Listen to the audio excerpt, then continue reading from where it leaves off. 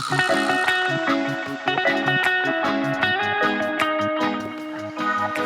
boy, welcome to the Hooniverse podcast as a helicopter goes overhead.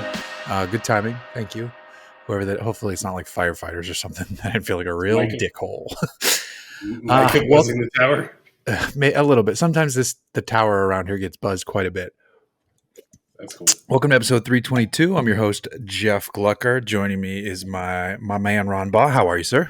Hey, I'm well. Yourself? Good.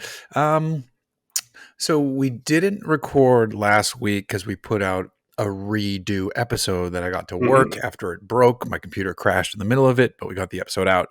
Thank you, good Lord, baby Jesus. Sweet 17-pound. That one was fun. Yeah. There's some absurdities, but it was a good time. We were drinking a little bit at that one too. Yeah, and totally.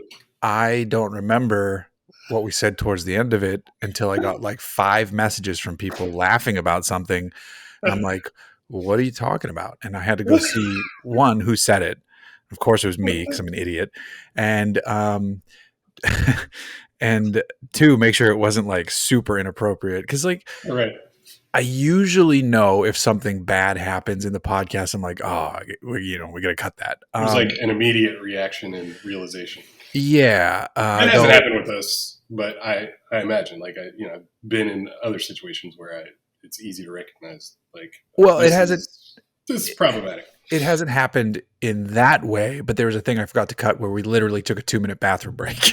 Right. Which is just bad form. But whatever. I'm sure worse has happened on this podcast. So yeah, we got it pieced back together. It worked. People thought it was funny, which is good. Yep. And it immediately led into a conversation on allyship, which I've been told was a really good conversation. So that feels good as well. So we had a very crude but funny joke, and then well-handled serious talk. Totally. Which, I don't remember it exactly either. Like when you reminded me via text, I was like, "Oh my god, we did that." I was just like, "Oh, right."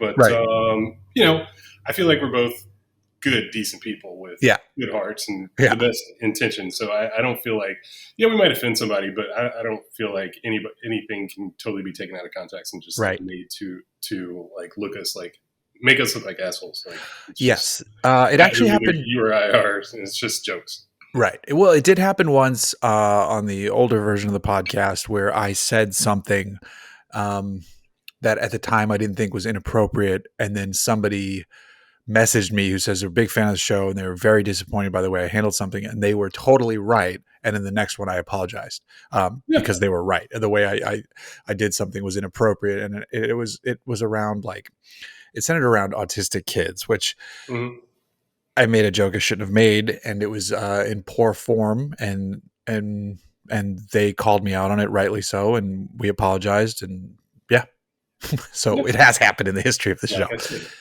You're a good dude. Like you recognize when you're wrong and when you fuck up. Like I felt terrible.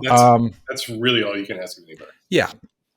All right, so on to, even though last week we started with, we didn't need to talk about car stuff, which actually I thought was great. We talked about trying to find even though because I haven't done anything. No, I haven't found to talk to you. No, I have not. I haven't even tried. So put it out there again if everybody knows how to find a doctor. I thought maybe we'd get all sorts of recommendations flowing in from our audience, but our audience is just as clueless and they probably all need doctors too. Yeah. I mean, you can't afford healthcare. You can't afford gas now, so we're all screwed. So we're going to kick things off with cars again this time because the last week and a half prior to this week, I was wrenching on stuff, which is hilarious to me. I was tapped for a side gig for an outfit called carparts.com, which sells, believe it or not, car parts. Very nice people. They hired me to do a video series, just simple tutorials of wrenching on cars. And I went into it a little bit nervous because I am not the greatest wrench. I'm a novice, 100 times over. I've learned a few things from other better, smarter people, and I can do some very minor, basic stuff without supervision. And even then, I might text a friend like, "Hey, why isn't this doing this?" And they're like, "Just do this." Okay. So I told the people at Carver's like, "Yo, I can do some basic stuff." They're like, "No, don't worry about it. We will have a mechanic on site off camera if you have questions and need assistance." I was like, "Oh, that sounds fucking great." And this dude was super cool and very helpful. And he has some like really cool cars, and we were talking about some fun stuff. And I did most of the wrenching because I did my research. And then when I got stuck, we would cut and be like, "Hey, Otis, why is this giving me trouble?" You're like, "Oh, Oh my try God. this." I don't think I could trust a mechanic's name more than Otis. Yeah. Otis tells me what to do. I'm listening. Yeah. Well, I'm adhering. he was a very interesting, unique person. His real name is Paul, but he prefers to go by Otis. So I'm like, fuck it. This dude wants to be called Otis. I'm going to call him Otis. But he has a stock 94 or 96 Supra, like bone stock. He also has an Evo. He also has an S13 drift car. He also has a Land Cruiser. He has the Lexus. He has the LX. He also had like an original, whatever was before the Tacoma, like the SR, the pickup. He has a bunch of like random rad shit. Did he just show up in a different sick car every day? Kind of, yeah. He alternated between the Supra, the LX, and then that little pickup. Fuck yeah. Yeah, it was super. It was pretty sweet. I think he had other things too that he didn't even get to. But the wrenching, it was basic because they based the videos they wanted to create off of their search terms on their website, which is really smart. And two of the most popular things are an '07 Camry and a 2016 F250. So it couldn't be more different, which was great. And interesting. It was fascinating to wrench on modern stuff. I've never wrenched on anything that close to that modern. The most modern thing I've put wrenches to is my Montero, which is from 1991, not counting oil changes on and the brakes on my wife's Mazda, which I've only done the brakes recently. So diving in, I was fascinated by some things are super easy and then some things are way more complicated. So like on the Camry, we had to remove the lower control arm. We were moving and replacing a lower control arm on a 2007 Camry. I mean, there's only a lower control arm. There isn't an upper. Is this like a performance upgrade or just like stock? Nope, stock swap. So car parts is all like stock parts, pretty much. So it's like if for some reason you needed to replace your control arm, which if you did, you'd probably have to replace like a few other things too. But a whole bunch of other shit. Right? Like you find your hub because it's a mile back down the road. But so to get the control arm out, you have to loosen the engine mount, jack the engine up, and remove one of the engine mounts to get the fucking control arm out. And I'm like, this is bananas that we have to. I'm like so glad. I was so glad the mechanic was there because I wouldn't have thought to be like, he's like, all right, we got a support jack. Let's crank the engine up. That'll loosen it up, and we'll be able to get enough angle to get the engine mount out. I'm like, dude, if you weren't here, there's no way I could have done this one. Also, this is insane. But I mean, it sounds like you have the right tools, and I feel like that's like 80% of being a mechanic and feeling capable and like. I think some of it is confidence too. Right, I think totally, but I mean, having the right tool like definitely gives you that confidence. Like, it's like, okay, this is made for this. Like, I know, like, you have a support jack, you have a trans jack, you have, Yeah, but I only knew to use it. Like, I only knew to use it because the dude was there. I'm there. I could have the nicest tools with all the stuff next to me, and if I don't have the confidence to be like, you know what, let's jack the engine up. Like, I'd be like, because I wouldn't have thought to do that. I'd be like, jack the engine up? What? We're gonna fuck this car up. And we jacked it up. Engine mount came out. You would get to the bolts on the backside of the control arm. Blah blah blah. They were big Mondo, like 22 mil bolts or something like that. Get those out. Thing came out. Thing went back in. Engine mount back in. And we had a lift, which was also like cheater shit. Like that changes the game. I mean, it's not typical for your shade tree mechanic to have a lift. No, like anybody that's serious about like actually wrenching on their shit, like hopefully has access at least to a lift. Like, that's why I say like the tools give you the confidence. I feel like.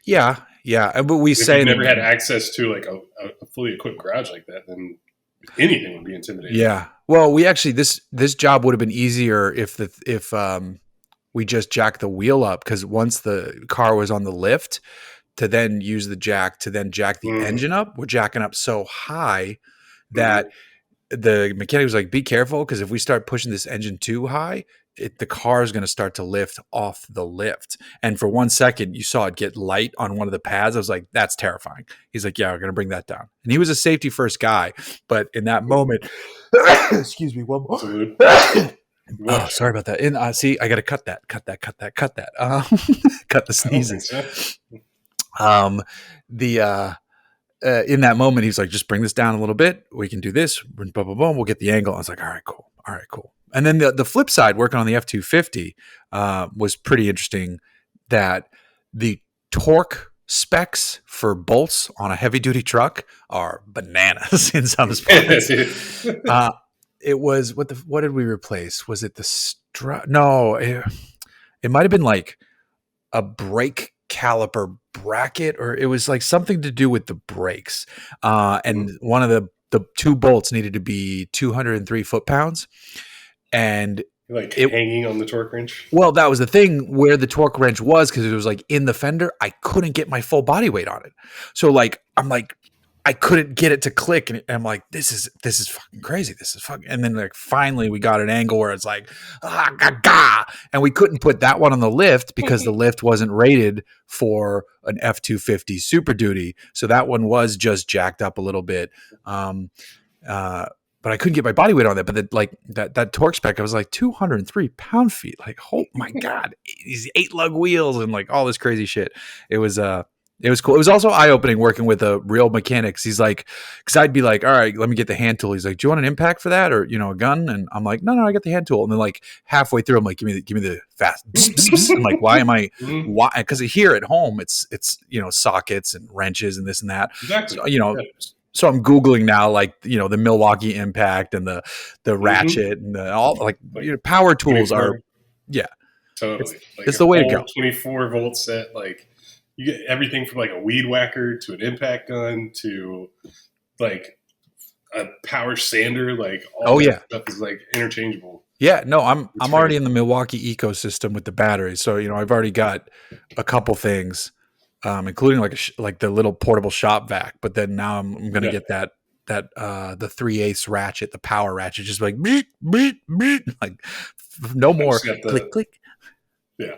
I just got the little blower for car washing and detailing, just like cleaning out like little areas. Oh, It's just 24-volt fucking blower. It's the best thing ever. which Gets brand all is the it? water out of the cracks and crevices. I don't even remember. It's yellow, so it's either Stanley or Ryobi. I got to see if I have Milwaukee both. makes one then too. I'm sure they do. They all make the Oh, same I'm sure they stuff. do. Yeah, yeah, But those are I got to stay that because that's the batteries I have. So, yeah. yeah. So the videos were super fun. The team was awesome. Two cameras, producers. It was like a real shoot in a studio, which was I haven't done that in a while, so that was fun.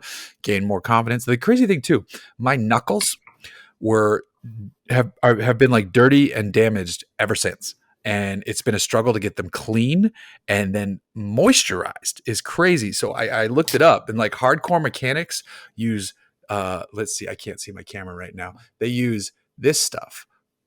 O'Keefe's working hands. You only need a little bit, and Yeah. that stuff's the bomb. And then you need the orange soap to get the rest off, and then just a brush and like get in there. Like I would come back and it looked like I was in a prize fight on my knuckles. It was crazy. Damn, jeez. I How was, many I days was, of shooting? I was putting in work. 8 or Oh something like wow. that. All right. Yeah, I think it was 8 days. And it was good. I think it went. I think it went well. It was, like I said, it was inspiring. Nice. Speaking of super duty trucks, is a good Yes. segue, because you, on the other hand, were not wrenching, but you were around some big trucks, Oh yeah. Absolutely, man. It's been a minute. That was 2 weeks ago. I mean, right? there's we've broken down the fourth wall here. We're totally transparent on when we last recorded, but yeah, 2 weeks ago, our boy Ryan Anderson, the driver of the Son of a Digger monster truck and Monster Jam series, who's now a Hoonigan sponsored athlete. They announced that just before the couple Anaheim rounds of Monster Jam. So before the second weekend of Monster Jam at Angel Stadium, he brought his monster truck by Hoonigan and basically shredded the yard, like crushed a couple cars, like popped some jumps, like some, like, I don't even know the names of all these tricks. It's just like skateboarding what he does with this truck now. Like, it's insane. Like, he'll get the truck completely vertical and like keep it there for 30, 60 seconds at a time, just bouncing back and forth. He'll like literally cross the yard, like, That's on insane. 2 wheels, just like nose down. And it's insane considering the scale of this thing. Like, it's just so massively destructive. Like, if it rolls over a car, it's like, that thing is decimated immediately. Like, we've been around him a few times for different like stunt driving stuff, and the handlers, like, they're always just like, and producers are like, stay away, nobody be anywhere like within like 100 feet of this thing, because he cannot see you. If you're at ground level, it doesn't matter how far away you are from him. Like, unless you're like 50 to 100 yards out, like, he cannot see you. He has no idea that you're there. You're just like an ant in the yard. So it's incredibly dangerous, and like, you realize like how controlled and how incredibly capable he is behind the wheel, because it's like the rear wheel steering is like a switch, and like, it's like they have one like central brake between the trans and the drive shaft, I think. So it's like, they the technology is super specific. They have a power glide transmission, so they have a 2-speed power glide transmission that you could have bought in like 1957. But obviously beefed up. But it's just like, it's this weird, like, the machine itself is this weird combination of super high tech and like an evolution of like monster truck like performance and technology over the last 30, 35 years. Right. And like just this antiquated stuff that just works because it's heavy duty, and like, like people have engineered these things 10 times beyond what they were originally, like the power glide. And like, now you've got like a pretty much bulletproof transmission that can handle 1,500 horsepower. And, it's just the wildest thing to watch because the noise is so incredible. Right. And like, we watched from the roof. So it was cool. It was just like, it was one of those days where it's just like, I'm not going to top this day at work. Right. Like, yeah. It's just, I didn't have to be there. I was definitely not essential to the production, but everybody's like, monster truck on the street and in our backyard, like, you should come. Like, yeah, I'm coming. Yeah. That's insane. And like, that's not a huge space. It's like it's a good size space for what it is for normal cars. But even then, people it's terrifying to drift in like a specific built drift car in that space. Like, that's terrifying. Right. That's and then you got to go to Monster Jam. Yeah, Monster Jam that was Wednesday. Just a few days later, we went to Monster Jam. Our man Ryan Anderson took W. He did a backflip. Nice. He landed one of the few successful backflips of the night, and immediately like kicked a rear wheel off. And that was the end of the show. He was the last performer, and he won overall. I think he won freestyle and 2-wheel challenge, if I'm not mistaken. And yeah, he took the overall win for the night, so that was cool. Do they still like race? Suite and stuff. Yeah, they do racing. Like, it's like a 3-part deal now. It's like first is racing, so it's like like a top 16 countdown or showdown, and then they have a 2-wheel challenge, which is pretty much freestyle, but like, how long can you maintain like 2 wheels, and what kind of stunts can you do on 2 wheels? Oh wow! And then they have the freestyle challenge, where it's just like, just get buck and do whatever the hell you want. And like, the more you destroy your truck and your equipment, the more points you're going to get in the end. Honestly, it takes a total meltdown nowadays to take the W. Cars have to go flying. Yeah, I've never been to one. Oh my god, dude! I know we tried to get you out there, and that whole debacle, but I didn't know you'd never been. I mean, honestly, it's like the most insane thing ever. Yeah, like, I would have bought you tickets and just no. They were. I mean, even the cheapest tickets. They were pretty expensive. Even the cheapest tickets. Really? I have no idea how much they were. Like, the cheapest I found were like $80, which I mean, in the grand scheme isn't crazy, but it's kind of a lot. But whatever, we'll get it next time it comes around. Yeah, totally. I think I might be going to Dodger Stadium next. We should go then. Oh, really? A hike for you, but it's actually probably a better show. No. We can figure it out. That'd be cool, because I told my daughter about it, and she wants to go too. So could be good.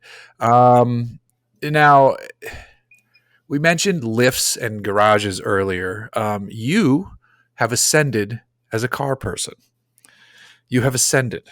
You and some folks went in on garage space, and you are about to live the Yes. dream of shared. You don't have to bring it home. You hear me knocking on wood? Oh yeah. I'm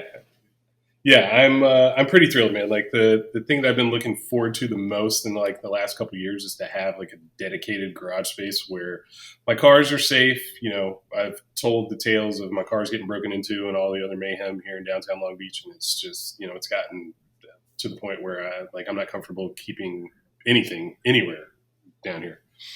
So luckily, me and a few coworkers, we still haven't like publicly debuted this, but you know, I'm not giving anything away by just saying that like we have a shared garage space. I won't even say what city it's in, but with some new lifts and some creative parking, I think we can fit about 16 cars. Damn. And I think it's like between 2,500 and 3,000 square feet, but it's like nicely painted white. It's clean. It's just, I mean, we've just got storage for wheels, tires, you know, other parts and stuff. And I want to get a toolbox. You know, it's a luxury that I haven't afforded myself because I really had nowhere to keep tools. But like, I'm dying to have all my stuff like consolidated and like locked up and safe. Yep. You know, I've never really had that. I built my Mustang out of a carport in the valley. And every single night I had to pack all my tools and parts up and take everything inside the house and do it all over again the next day. And I think that contributed to the delay in that project. I mean, I did as much as I could, as often as I could, but you know, I was motivated, but still, it just sucks. Yeah, you know, having to pack everything up, and you know, like I was saying earlier, like having the right tools and having the right equipment, like having lifts, like you know, one service lift, so we can do brakes, wheels, tires, that kind of stuff, suspension stuff, really easily. Like, is you know, it's just a godsend. Like, I'm thrilled to have this space. And like just today, like on my way home from work, I stopped by and washed my truck, and like. It felt like such a luxury, and it was just like I can't believe. Like I wanted to pinch myself. Like there's a space to wash stuff too.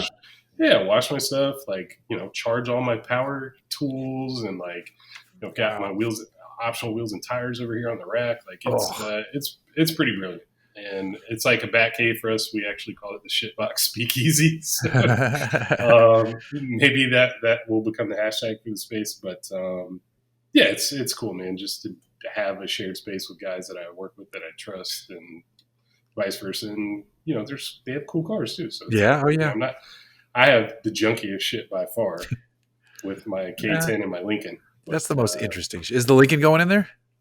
Yeah, the Lincoln will go in there. Hopefully in the next week or two. Sweet. I've never seen that one in person, so I'm looking forward to that. Yeah.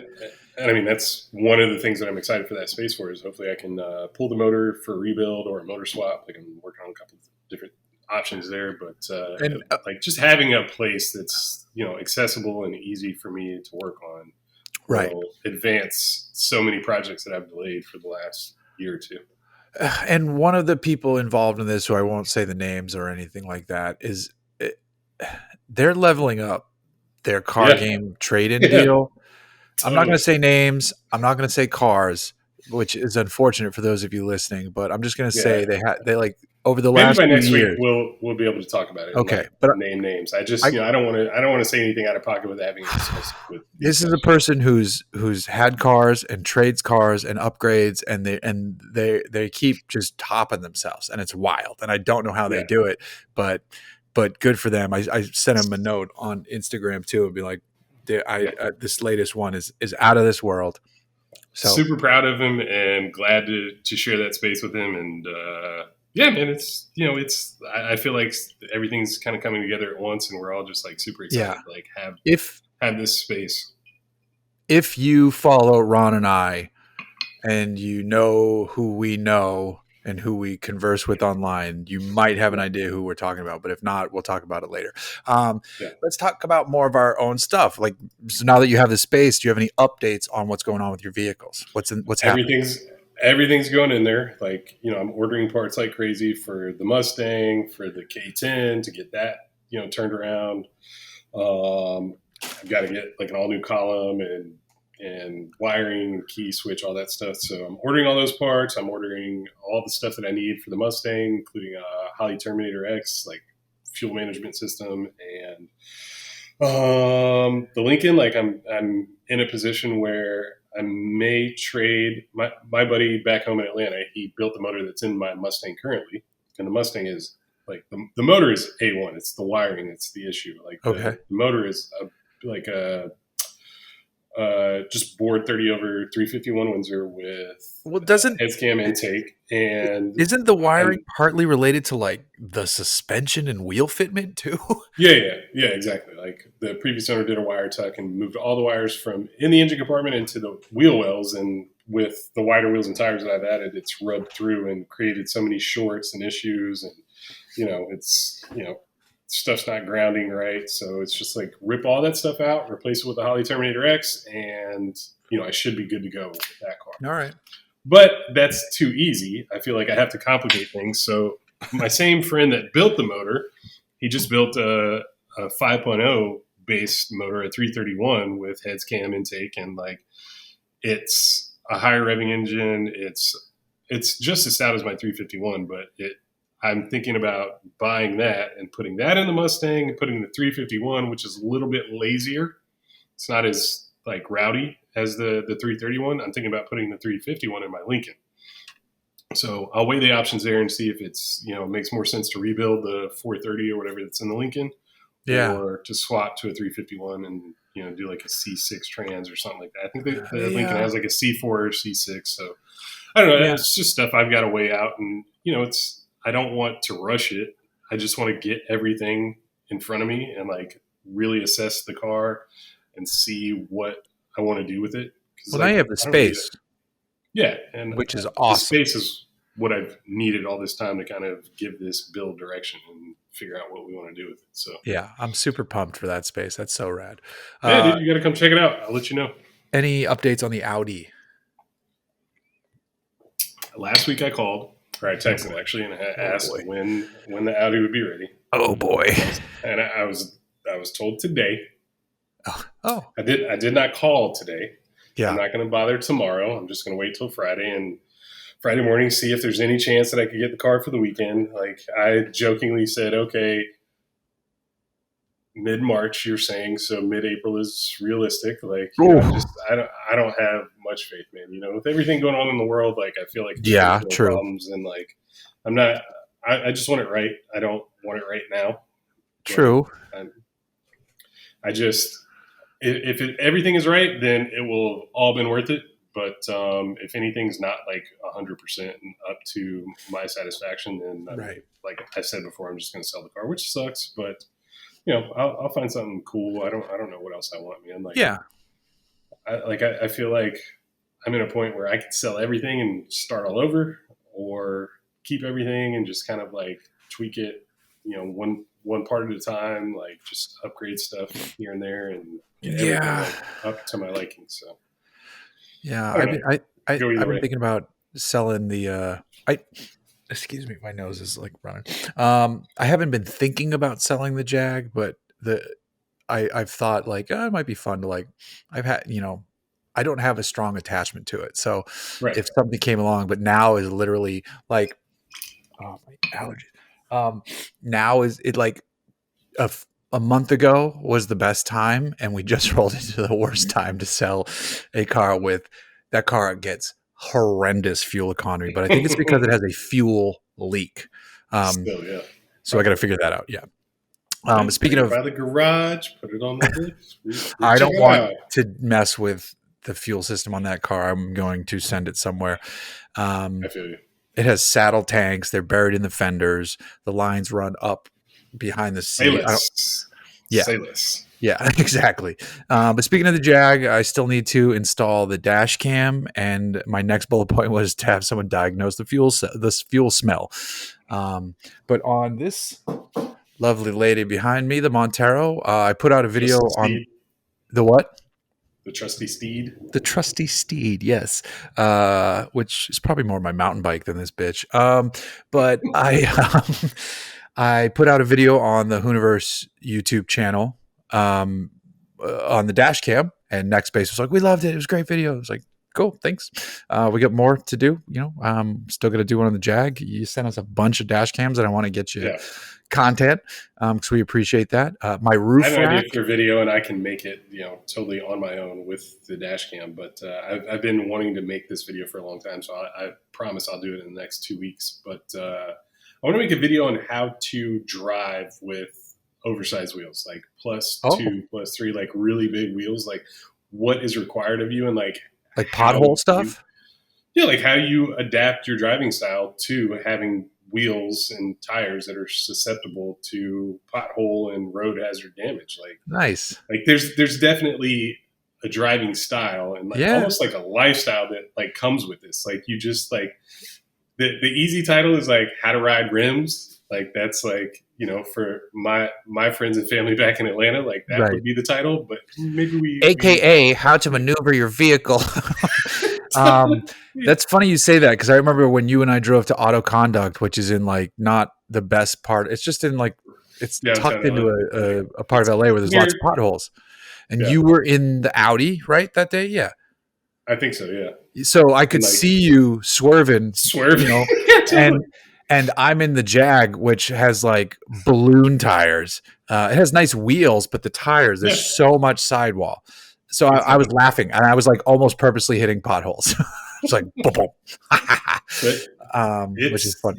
Like I said, it's almost like a lifestyle. Like you have to be conscious of this stuff all the time. Like, especially nowadays, especially with all the crime and like carjackings and follow home stuff. Like the last thing you want to do is be stranded on the side of the road with a flat tire because you didn't avoid a pothole or a big bump or something. Like it's never even thought of that way.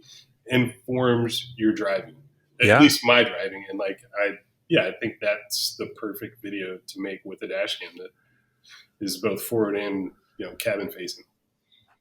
So I think that's a great idea. I'm down with it. I want to see it.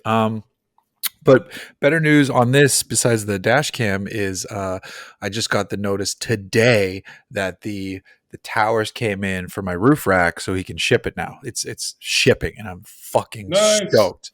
Though it will no longer fit in here once that roof rack is on, which is kind of kicking my own self in the pee hole a little bit, but I'll figure it out. I'm not stressing on it too badly. And then while I was doing the wrenching on that F-250, check this out.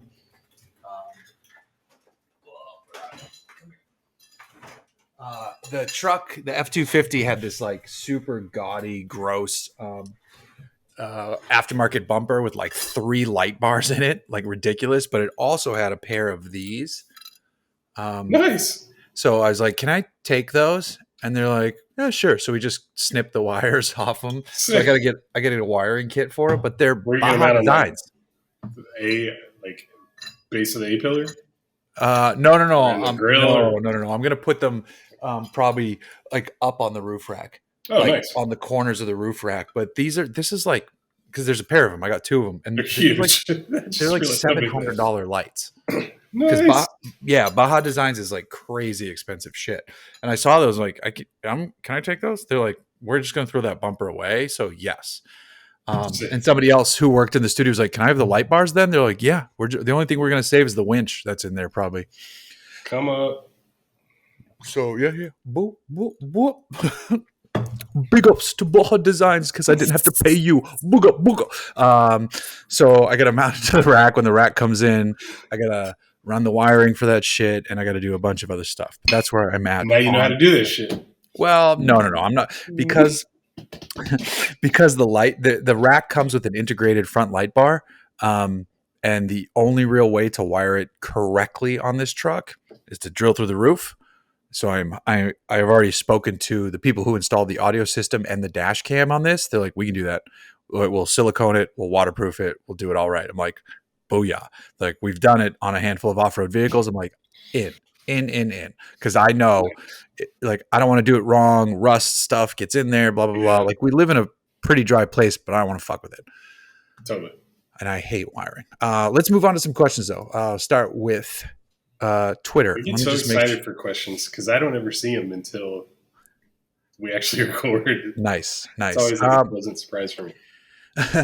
First one from Matthew at plays underscore with underscore cars. So he wrote, this is in relation to a tweet I posted earlier where I said I worked out, which is good. And then I ate cookies, which is who gives a shit? Fuck it. Be happy. Like cookies with like shitload of calories too. He wrote, what kind of cookies did you eat today after your workout?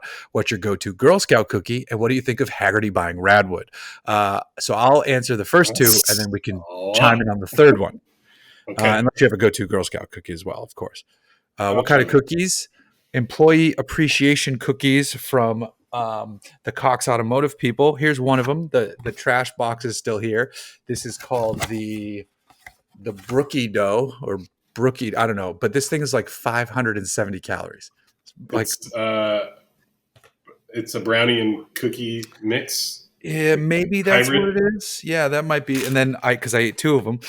The other one was a chocolate salted caramel bad boy. That was another 500 calories. God. So I'm like, and then the crazy part is that there are two more. And I'm debating whether or not I'm going to eat these motherfuckers tonight. I wish we were recording in person so I could have one. What are the other varieties? Got like pretzels and shit on it. Oh my god, that's my type of dessert. Sweet and savory. Yes, give it to me. But I do have a favorite go-to Girl Scout cookie. No brainer, easy, 100%. The Samoa or the Caramel Delight, whichever one you want to call it. Yeah, I feel like same deal. I'm Thin Mints all the way. Thin Mints in the freezer, bro. My wife, I think, likes that one. The new lemonade one is pretty good. I'm not up on Girl Scout cookies. Oh yeah, dude. We gotta hit the grocery store. See what's up. I had one of the funniest interactions leaving a grocery store years ago. This is before I was married, before my wife was even out here, when I was a single man living on the West Coast. One of my friends from Boston lived down in Pacific Beach, and he lived in a house with like 5 dudes, all his former college football friends. No, it's not Anthony Day.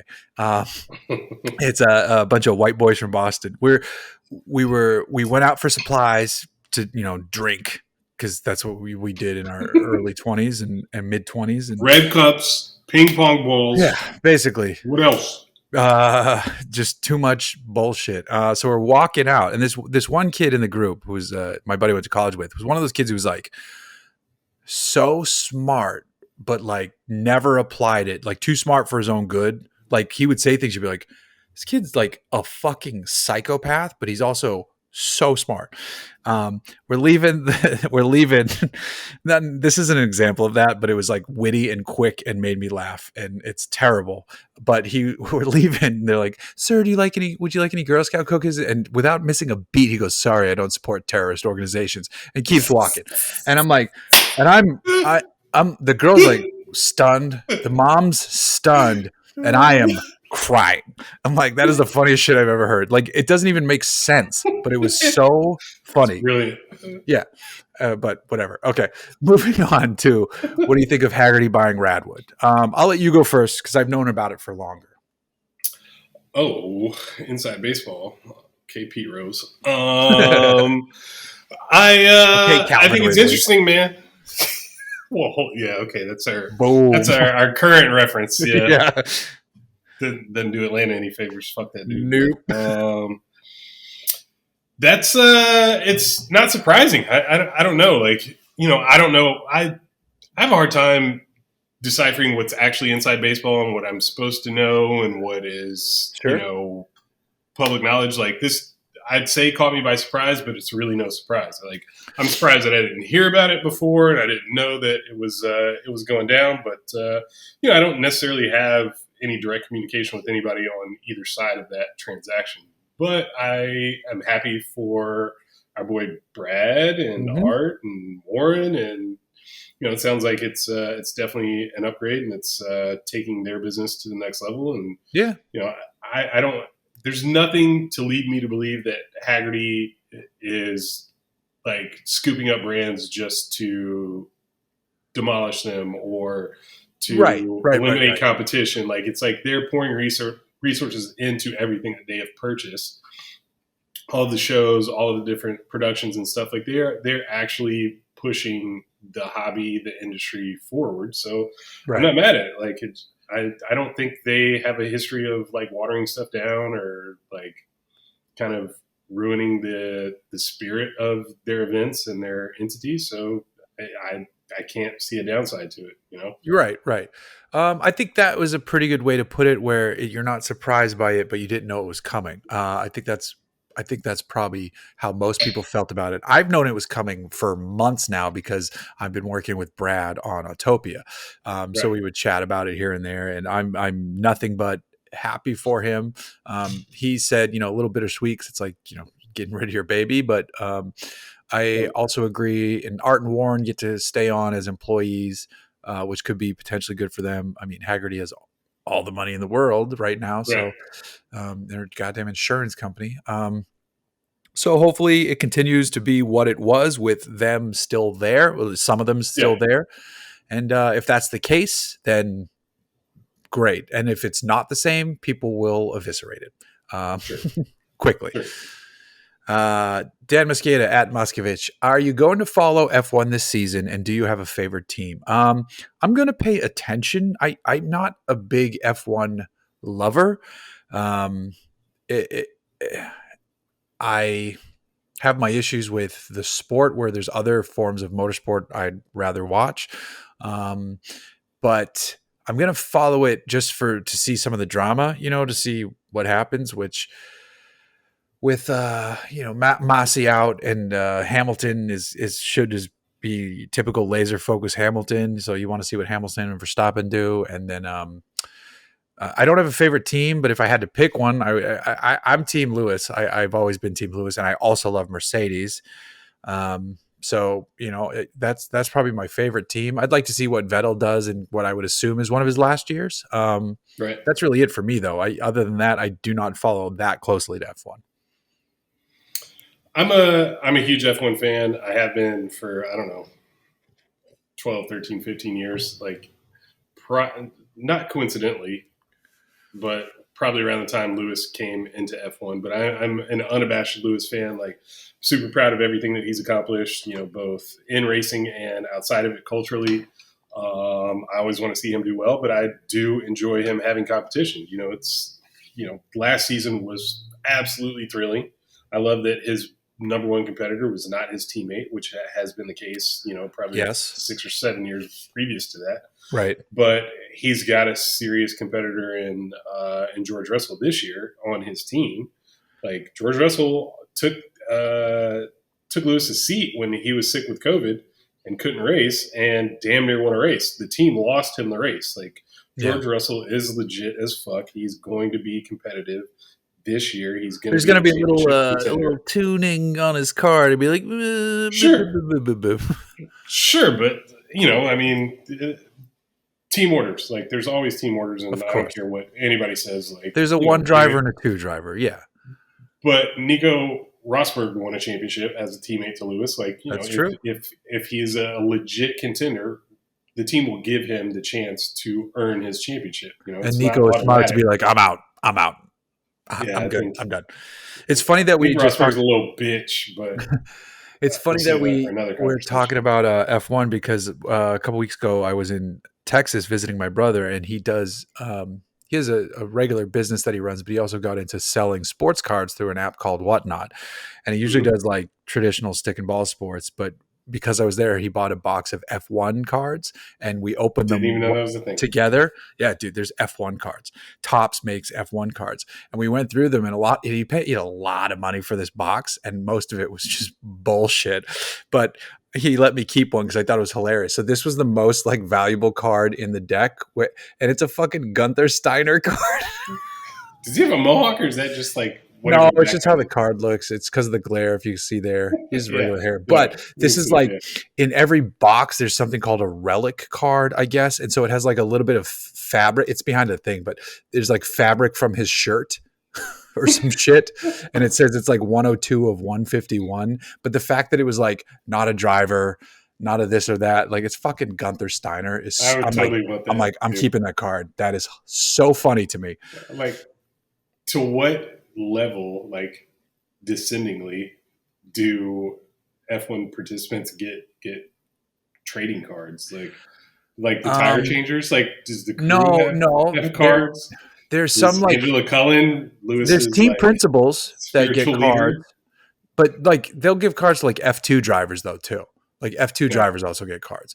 And so like I was reading the cards, which he thought was funny because you're doing it live to try to get people to bid on these cards. And so like Oh, someone would buy really? the pack and I would open the pack and go through the pack and I'd be like, F2 driver, fuck this guy, fuck this guy, blah, blah, blah. I'm like, oh, Nikita Mazepin, this guy is the worst. And and like I'm like a casual F1 fan, but to all these guys who watch basketball, football, baseball, to them, I could have been saying anything. My brother's like, I don't even know. You're there, Stephen A. Smith. Yeah, exactly. So it was funny too because it's funny because my mom watches all his auctions and she texts us after. She's like, "That was so good to see both of you do." I'm like, "Oh my god!" I think she listens to the podcast too. So sorry, mom. It was Okay. very sweet of you to say. My next I don't know question. if she still does. She might not even know we restarted it. Actually, she used to listen to him. So there you go about F1. Phil Darlington at Phil Darlington at Phil D Weather is a weather specialist for Global Edmonton who follows me. Which thank you, Phil. Do I follow you back? No, am I a dickhead? I'm a dickhead.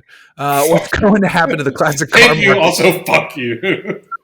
What I'm gonna like his tweet, so I'm not a total dickhead. What's gonna fuck? Now I'm gonna follow him. What's gonna happen to the classic car market values with electrification and high fuel prices? I don't think. I think there's gonna be like a weird like. I don't think anything's gonna drop, but there's gonna be this weird pause in prices to see what Yeah. happens. So then, Okay. if it all goes to shit, then further shit, excuse me, then the drop happens. I don't think the fuel prices are going to impact the classic car market, and I don't think electrification is going to impact the market right now. Electrification can only aid in keeping the hobby alive to some degree. So I don't think those two factors are going to affect the market. I think it's more World War III that's going to affect the market. I agree wholeheartedly. Like the electrification and the crackdown on internal combustion engines is only making the cars of the last 10 years, 20, 30, 50 years more desirable because that's something that will never be replicated. It's just like, AMG V8 cars. They're not making any AMG V8 cars this year, right? So, like, maybe they'll come back online, but it's going to be scarcer and scarcer and scarcer. Audi has said they're not developing any more internal combustion engines. Like, the Audi 4.0 V8, like, is like one of my favorite engines. And, naturally aspirated BMWs, turbocharged V8 BMWs, Mercedes, like all that stuff is basically endangered species. Like, they're being replaced with, electric motors with huge torque. And it's the last chance that you can buy a car like that. So they're just going to increase in value. Like with, if they're maintained, if they're taken care of, if they're not fucking ratty, like, I feel like any kind of car like that, like an S or RS Audi, an M BMW, an AMG, like they're only going to increase in value, like, Yeah. or at least maintain value. Like we're not going to see the dip that we used to see, in depreciation. Like now those cars are just going to maintain value, depreciate maybe a little bit, but for the most part, just like be even killed because you can't get that sensation, that driving experience out of an electric car. Right. Birdie Redfern at Birdie Redfern. This is a great question. So the first part is a quote. It says, in the Rivian R1T, the optional full-size spare tire is located in a lockable compartment beneath the floor of the truck bed. And he writes, great. But what happens when you get a flat and there's a heavy crate in the back? And I had to Google this to check. He's absolutely right. To get to the spare tire, you're going from the top of the truck bed, not the bottom, like you do in a lot of other trucks. So, and it says like you have to empty the bed. If you have like a serious load back there, you can't. So that, I don't understand what do you mean? Like if you have a bunch of two by fours? I mean, no, like what if you were hauling home like a washer and dryer from Home Depot or something? You can't just take those out if you get a flat. I don't know. I don't feel like that's a huge concern. I mean, I'm a Rivian fanboy. Like I love to see him. I love Rivian, but that seems like such a peculiar and specific concern. I'm not saying it's not a concern, I think it's But fair because in the people who age of actually use their trucks put shit in the back, and if you have it covered up, like, and then you get a flat, that would really fucking suck. That would really suck. I sure, don't know where else they could put it though, because then you get down to battery and flat underneath, and you need a parcher. I mean, you need I would approaches. imagine that I would imagine without doing any research that Rivian has a solution for this built Mhm. into like their roadside and UX Based system. on But what we've seen in the news lately, might be begged to differ. oof, yeah, yeah, yeah. That is a really good question. That's true. And if I I owned an R1, I will. I have somebody that I can ask tomorrow, and I'll find out if they have an official solution for that. sweet, because as someone who enjoys going off road and doing this, if I was going to buy a Rivian R1T, perhaps I would consider relocating my spare to almost not trophy truck style where it covers the bed, but if Yeah, you could do like a swing away rear gate, like they do on sure. some SUVs. Um, Good question though. That is a huge pain in the ass too for anybody that parks in the city. We did that Oh, for shit sure. to our Gladiator, and it just made it like impossible to park. Like I'm just like Oh, we it had the has a spare. We had the spare in the bed, just ratchet strapped down. Then we got a rigged mount that's a rear, tailgate swing out, yeah, and it's a brilliant solution to allow you to use the truck bed, right. but it's not compatible with city life. Like Sure, it's sure. That makes you sense. just yeah. JW at JVW 1983. What are some fuel efficient when driven for economy cars that are fun to drive? Uh, Miata. I'm not gonna be any help here. Miata. If you can find Focus and Fiestas, what's really fun? Honda Fit is a fucking blast to drive. Um, They have a Fit um, Racing series somewhere, right? yeah, there's a spec. It was a spec B car. Yeah, A Mazda 2 driven in anger is amazing. Um, and there's nothing to it. Another great answer is the new Civic Si. I bet if you drove that simply and efficiently, it probably returns, really good fuel economy, and it is way better than you would expect. It was shockingly good in the canyons. I had Yeah, no experience and no interest in just any of that shit. Sorry, almost I anything just Japanese is a good answer here. yeah, totally yeah. Front wheel drive Um, Japanese. right. Uh, Eric Ortiz at Soy Cafecero. Do you buy and store car parts, or do you wait to buy them when you need them? On the Jeep forums I used to hang out on, some people had a habit of storing parts that weren't always easy to come across. Do you buy I definitely buy anything? parts.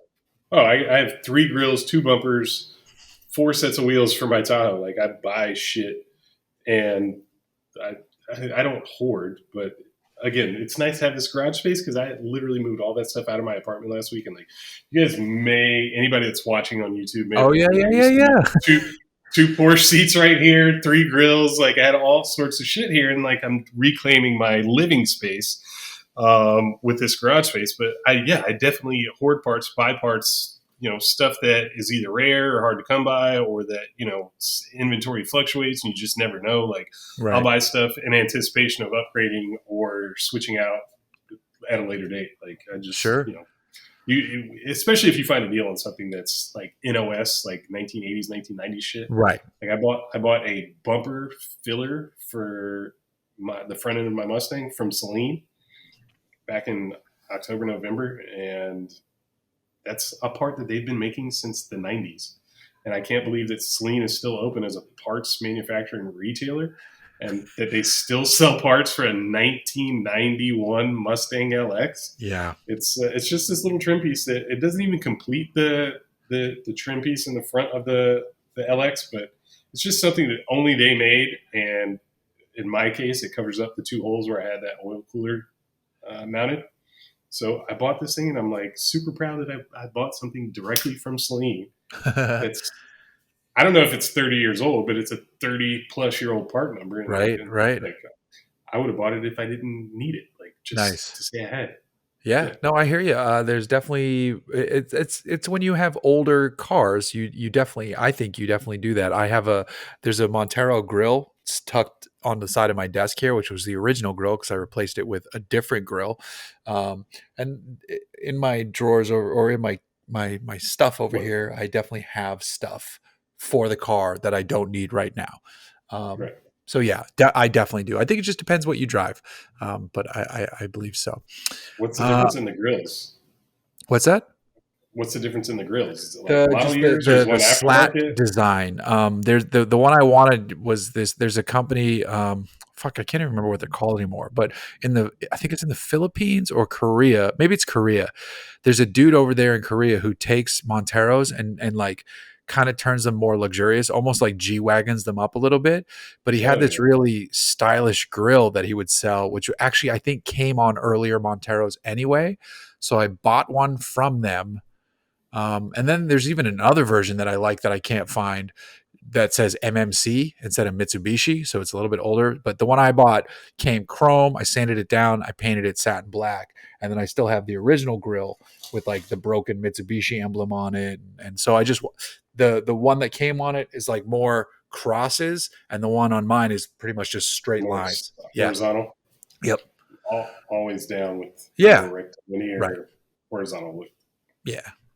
Matthew Skwarczak at Scouting for Zen. Do you think the current gas price spike will last longer than just a few weeks, months, and will it genuinely change vehicle buying habits, especially in regards to smaller cars and non-car options? I think it all depends what happens overseas, but I was reading something today about how like we've already moved off of Russian oil a lot anyway, so like this gas price is more like reactionary greediness, which I'm not going to dive into politics on it, which I wouldn't be surprised if that's the case. I don't know the correct answer there.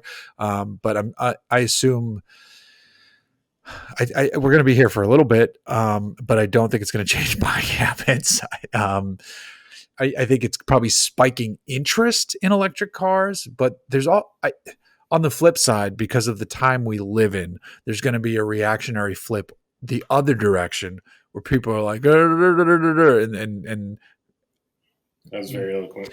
we live in a time of social media where things swing so wildly in Oh both yeah, directions.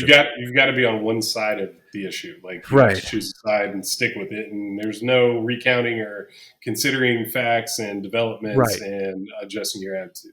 So So first, there's gonna be people who are like, the fact that we don't all drive electrics, is fucking crazy. And then the other people who are like, fuck this, I'm buying 10 more dualies and blah blah blah. So like right, the rest of us in the middle or like not in the full middle, but are just on not on one side because there's no one. There's thousands right. of sides. Um, the it's more like, all right, well, some people might be like, you know what, I'm going to downsize. We were talking, somebody today was talking about downsizing because they own an old Bronco and they want to get something more efficient for their daily commute. That makes sense. And then other people are like, you know what, I bought this truck. I know what it is. I'm going to live with it. I made my choice. And then other Right. people in Europe are like, your gas is still cheap, bro. So 100%.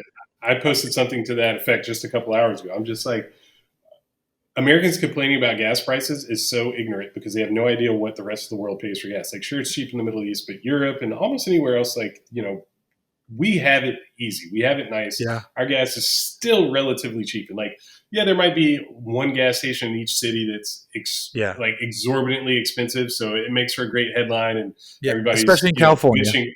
It's like, motherfucker, you're not filling up in Beverly Hills. You're not filling up at that one station on Fairfax, like just south of the Peterson, Fairfax and Olympic or whatever it is. That station is always like $1.50 higher than anywhere else in LA. And Or there's just one because there's there's one nowhere near around. Monterey. There's one near Monterey that's at five Sure. dollars when the rest of So us are, it's yeah, sensational to go and take a picture of that and be like, oh my God, like it's so right. crazy. Like I've been paying like $4 a gallon for regular and between four and typically for the last 2 years between $4 and $5 a gallon, right?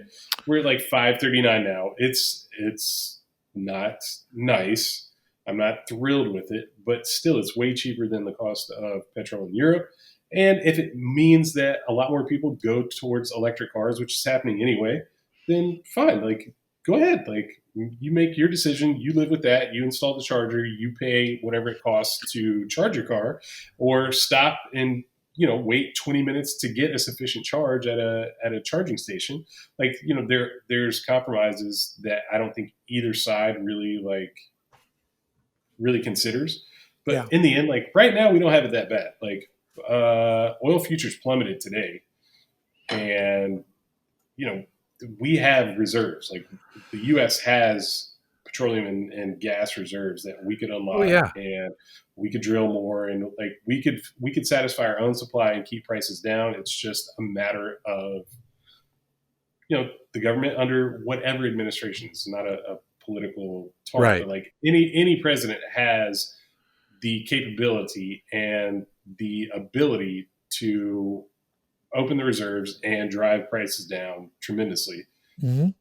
at will. But they choose not to for whatever reason. So it's gas prices are the most manufactured Yeah. numbers in our economy. Right. I Like agree with that. it, it I agree with that like, 100%. All right, Instagram questions. We only got a few, so this would be good. Midnight Dory, I think this is a good question too, because I don't know. Where is the best place for a rookie to learn about wheel fitment? sorry, sorry. I like I would be undercutting myself in my 20 plus years in the wheel industry to be like, Fair. oh, go here because they could tell you exactly what fits your car. And like, Tire Rack is pretty good, but they have I limited think I resources. think they mean the spirit of the question I'm getting is more about like the science of it. Like, where can they learn about like, Right. That's what I'm saying. Go to oh, Tire Rack and like, that you put in your vehicle info and you select what available tires there are, right? okay, And they'll give you OE sizes and OE actual like fitment. So it's like if your car only came on Bridgestone and or Pirelli, then they would give you those OE options, and then they would give you other options, right, for tire size. Then they give you a plus one, a plus two. That's typically as far as they go, like with recommended tire sizes, but that's not in consideration of wheels. So then you go to their wheel side, like you enter your same vehicle information. Instead of choosing tires, you choose wheels, and then they have verified fitments that in whatever terms and whatever conditions they guarantee to fit. right, So you could shop whatever brands that they make or that they sell, excuse me, and like it's not that many. They have a few Wheel Pros brands. They sell a lot of BBS and other European brands, but they don't have a ton of selection. Like, you're not going to see some of the most popular American wheel brands sold on Tire Rack.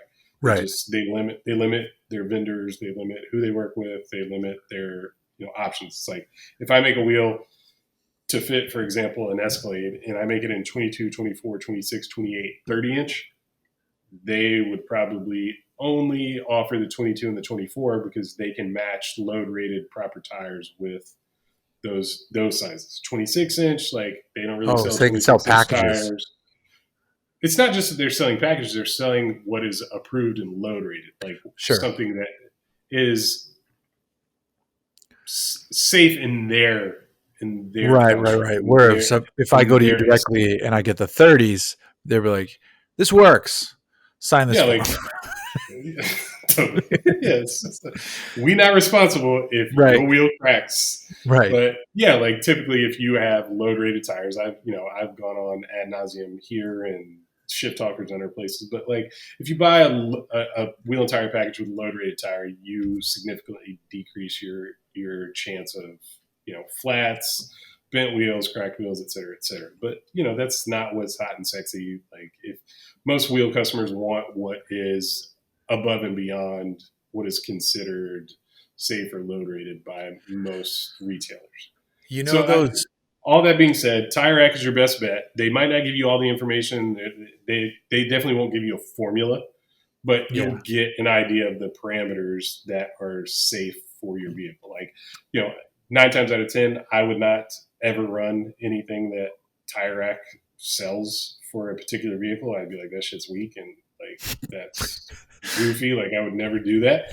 But they've done testing and they know that you're not super susceptible to blowouts, to wheel damage, et cetera, right. with their safe fitments For me, I'm I, like, you know stretch that those, shit, pump that shit. you know the master class ads you see on YouTube all the time, like take a master class with this director or this Oh, screenwriter. I We should. subscribe. Oh, you have some. Okay, we Yeah. should shoot that in that style for you talking about fitment. That shit would be amazing. All right. We I got to mean, I do was that. thinking, Like, I'll get the okay. lighting. You got the nice like mid-century shit in your place. We'll get the lighting right and be like, If you on your make it work, we'll compressor. combine that with some in car footage. I'm down, dude. Yeah, That, that'd be great. it'd be hilarious, Uh, but it would also be informative and it'd helpful. be I yeah, think no, we could do it right. that'd be the point. Jaked Up Car Art asks, you're invited to the ultimate black tie event. What is the custom car build? What is your custom car build to be seen in? My '62 Lincoln when it's done, I knew you were going to say that. That's a good answer too. it's gonna So be like the sexiest, like mid-century, like mind orgy. Like it's. I don't even like talking about it because the ideas for the interiors, especially, are wild. So okay, that's my answer. okay. I have two answers because one depends on am I being responsible and I'm driving myself home or is someone driving me home? Because if I'm driving myself, I would like to be there in a the OG V8 Vantage, so all the other celebrities know what's up. Like probably with like a swapped like fucking Vantage racing engine from a GT3 car or something. Not a V12, a V8. It's probably V8. The OGs are V8. The race cars are probably V8s too, not 12s. Are you talking about like the '80s?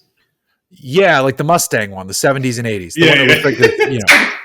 Yeah, Totally. Yeah. yeah. Okay. That's Okay. Gotcha. so I'd roll up in that. If I was getting driven, I really want to own like a Crown Imperial or I want to own an Imperial, and it'd be Mm-hmm. cool to have that EV swapped with like four Totally. motors, and like roll up. Mine wouldn't be mid-century. Mine would be like kind of like cushy. Should be like '70s, like Yeah, like corduroy and velourish, like velvet. Yeah. closer to Yeah. 60s, but it'd be like Yeah. that, Yeah. like I know what you mean. without being clownish. Like there's the line, Yeah. and you talk to the right people and have it like so some kind of Imperial done up to be driven in. Otherwise, I'm taking the Vantage. Yeah. Uh, I think my Lincoln I could either drive or be driven in. the underscore DMO asks best box stock 4-cylinder turbo versus V6. I'm assuming he's like, are you picking one or the other? You want a 4-cylinder turbo or a 6-cylinder? I'm going turbo. Yeah. Torque advantage, sounds, power band. Like it just sounds more fun. Neither. I am least fanatic about V6 engines than anything else on the planet. I've never met a V6 that sounded great. That really just Yeah, it needs to be. It made needs to me be fall in love inline. with it. It needs to be inline, and then maybe your answer would change. Yeah. I think you're right. As much as it hurts me to say it, but like 4-cylinder turbos right now are incredible. I just had the Golf Mm-hmm. R, which was 95% an amazing car, minus the infotainment bullshit. Like it's really good. 315 horsepower or something like that is fucking incredible. So yeah, I guess that's the way I'd go They because changed I the also. all-wheel drive system, right? What's that? Like they changed the all-wheel drive system Yeah, it for has like drift mode marketing, right? Like it's like a real like all-wheel yeah, drive. there's some crazy shit going on. Yeah, yes.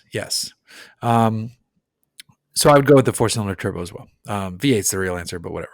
Taco underscore billionaire. So the US spec 7-seater VW ID Buzz is probably going to be lame and expensive, right? I'm going to hold judgment that there will be lame aspects of it, but it's going to be fun. And I think it looks cool. And I think there's going to be some really cool builds around it. So I'm not going to say lame. Expensive, probably.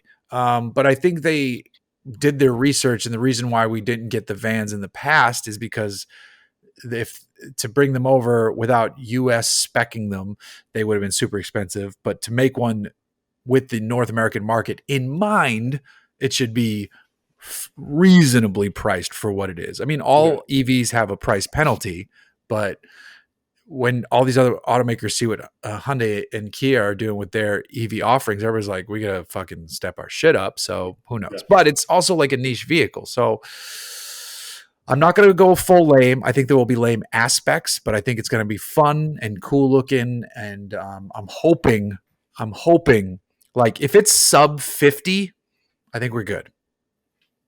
Yeah, I'd agree. I mean, Yeah. especially considering that sub 50 is like, I mean, I almost can't think of a cool car that I'd like, yes, I would buy that for sub 50, right? Like, I don't even know that you get the right Mustang or I can Camaro say for sub this. 50 right now. I can say this because, because the embargo lifts when this goes live. I just saw the new Integra, like production spec Integra, Mm-hmm. and the price they said it's going to come out at is like fully loaded, well under 40. Okay, Which is that sounds like cool. A spec manual gearbox. I'm also not like super thrilled about that. I don't think a lot of people are, but it's cool. It fills a niche. Hopefully, people buy it so they continue to like develop it. But the non-yellow, like the one they showed was like the worst one I think they could have shown, because the three that they had there, like a blue one, a red one, and a silver one, and the silver one had like accessory wheels and a carbon rear spoiler and like shit like that. Like it looks so much better.